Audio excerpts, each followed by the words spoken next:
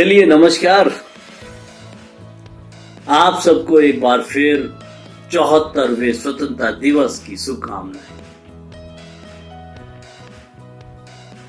अच्छा लगता है ना जब हम स्वतंत्रता दिवस की एक दूसरे को शुभकामनाएं देते हैं, खुश होते हैं। लेकिन कई बार चीजों को समझने की जरूरत है, और समझना इसलिए है कि 15 अगस्त और 26 जनवरी को हम ये दो दिन ऐसे हैं जब हम पूरा देश एक रूप में हो जाता है, एक सोच के साथ आ जाता है। और ये अच्छी बात है कि हम लोग सब एक देश में एक सोच के साथ आ रहे हैं। 15 अगस्त को दिन देश आजाद हुआ था 1947 में, और 26 जनवरी को गणतंत्र यानी कि हमारा संविधान लागू हुआ था। तो इसलिए ये दो दिन हमारी दुनिया में देश के दृष्टिकोण से बहुत मायने रखते हैं।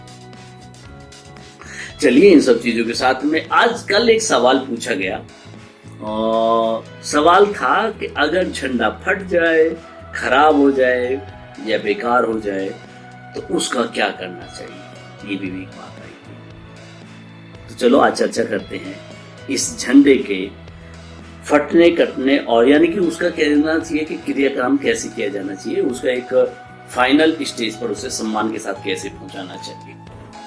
उससे पहले मैं एक बात और मैं बता दूं कि इंडियन फ्लैग कोड के अंतर्गत पहले शुरुआत में केवल 2 ही दिन ऐसे हुआ करते थे कि देश का हर नागरिक झंडा लहरा सकता है, झंडा फहरा सकता है।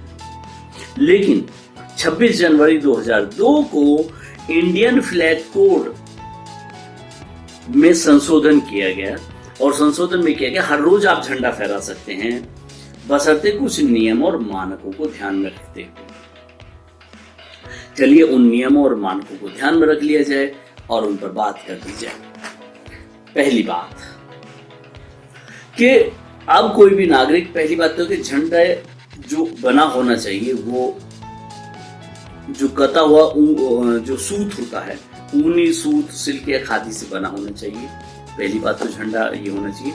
झंडे का जो आयताकार आकार है, जैसे देखिए इसका आकार आयताकार है, तो इस तरह का होना चाहिए। 3x2 का 3 इसकी लंबाई होनी चाहिए और 2 इसकी चौड़ाई होनी चाहिए।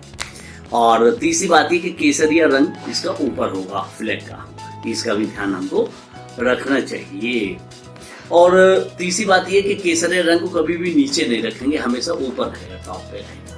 चलिए, और तीसरी बात ये कि सूर्योदय और सूर्यास्त के बीच में ही केवल झंडा फहराया जा सकता है, ये खास बात है। हाँ, उसका भी एक नियम अभी बन गया है कि 41 मीटर से नीचे होगा तो वो सूर्योदय से सूर्यास्त के बीच में ही होगा, लेकिन अगर वो 41 मीटर से बड़ा है तो वो परमानेंट रह सकता है।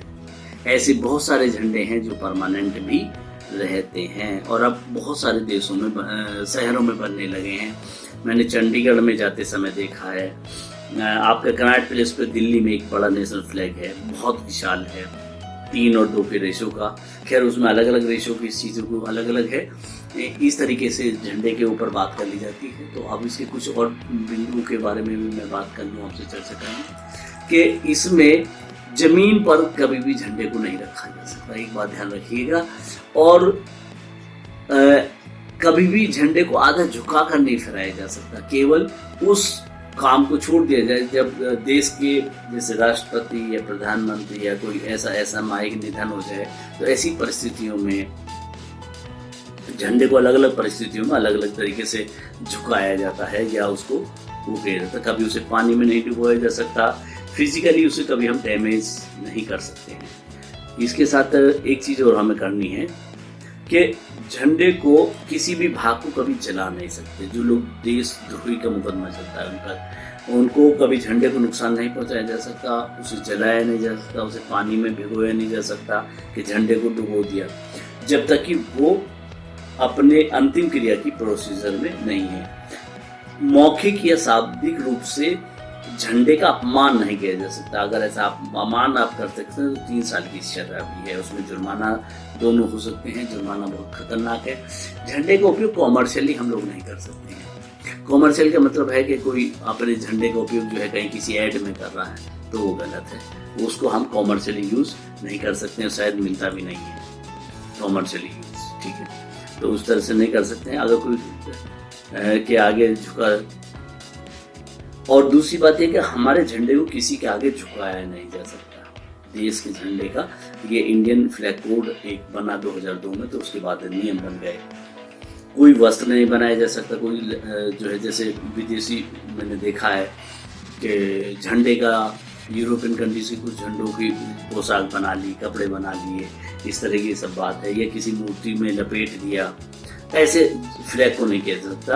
या फिर किसी मृत व्यक्ति, शहीद आर्म फोर्स के जो जवान हैं उनके सबको अलावा उनके सब पर नहीं डाला जा सकता, तो इसे अपमान माना जाएगा। अगर किसी और व्यक्ति के ऊपर, देश का सम्मानित व्यक्ति के अलावा अगर किसी और के उस पर डाला जाता है तो उसका अपमान माना जाएगा। हर किसी के शरीर पर राष्ट्रीय फ्लैग नहीं वो किया जा सकता। और उसके बाद उस झंडे को क्या किया जाता है ये मैं अभी बताने वाला हूँ आपको। और तिरंगे के बहुत सारे लोगों ने अंडरगारमेंट्स और रुमाल या कुछ आदि बनाते, नहीं बना सकते आप। भारतीय झंडे का नहीं बना सकते। अगर ऐसा आप करते हैं तो आप उसी देशद्रोह के मुकदमे में आप उसको झंडे पे होते हैं। उस झंडे के ऊपर कुछ लिखा नहीं जा सकता, कोई अक्षर किसी प्रकार का नहीं लिखा जा सकता। और जैसे स्वतंत्र दिवस या गणतंत्र दिवस पर एक खास बात और है कि आप फ्लैग के अंदर फूल, मालाएं, पंखुड़ियां, फूलों की पंखुड़ियां रख सकते हैं ताकि जब फैलाया जाए तो फूलों को बखेरा जाए। तो ये अपने आप में एक शानदार है। तीसरी बात है कि मेज का मेज पोस्ट नहीं बनाया जा सकता। मेज ढकने, मंच को सजाने में कहीं झंडे का उपयोग नहीं किया जा सकता। ये भी एक खास बात है। किसी रेलगाड़ी या गाड़ी या वायुयान की छत, बगल या उसके हिस्से को ढकने में, यूज करने में उसका, या किसी इमारत का पर्दा बनाने में झंडे का, राष्ट्रीय कलर का उपयोग नहीं किया जा सकता। उसके सम्मान का किसी भी कार्यक्रम को जो है इमारत कुल मिला के कह रहे फहराए गए झंडे की स्थिति सम्मानजनक बरकरार रहनी चाहिए। फटा या मैला कुछ झंडा नहीं फहराया जा सकता। ये भी एक खास बात है कि कोई मैला है, गंदा है या फट गया है, उसको नहीं फहराया जाना चाहिए। झंडा फट जाए, मैला हो जाए तो उसे एकांत में मर्यादित तरीके से पूरी तरह नष्ट कर दिया जाना चाहिए। अब एकांत में जो मर्यादित तरीका है उस पर हम बात कर लेते हैं सम्मान के साथ। मतलब उसकी अंतिम क्रिया को सार्वजनिक नहीं किया जाएगा, ये भी एक खास बात है। मतलब उसको जश्न ना मनाया जाए कि साहब हम इस झंडे का अंतिम क्रिया कर रहे हैं। देखिए उसमें 3 मान्यताएं हैं। सम्मान के साथ कहीं जाके उसे जला दीजिए चुपचाप, जिसका सबको मतलब प्रोपोगेंडा ना कराया जाए कि आओ जलाएंगे या इस तरह का कुछ ना कराया जाए, हम उसे जला दें। दूसरा, उसे पानी में भी सिलाया जा सकता है, लेकिन पानी में सिलाए जाने में यह है कि कभी बहता हुआ कहीं ना कहीं जाएगा तो वो और भी कहीं गलत जगह और गंदी जगह पर रहेगा, तो उसका अपमान होगा, तो पानी में ना सिलाया जाए। मेरा व्यक्तिगत मानना है, वैसे तो कंडक्ट में लिखा है ऊपर।